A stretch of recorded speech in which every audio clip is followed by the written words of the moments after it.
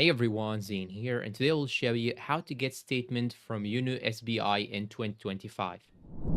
First, you'll have to open the application on your phone, then log in into your account. Once you log in, you'll see here this page. Just click on the account section on the top left corner. After that, you'll have to choose My Balance, then click on the savings account or any account that you want to get the statement for. So here, I will simply click on this account. And now you should click on the transaction option in the middle. Then here you should click on the filter icon, this icon right here. Then you should simply click on filter by, then choose 6 month or 10 month or by date or whatever you want. Then simply click on the download icon, or if you want to send it to your email, you can click on the icon beside it, this icon right here. After that, you'll have to provide your password. And here you have it, your bank statement is downloaded already on your phone.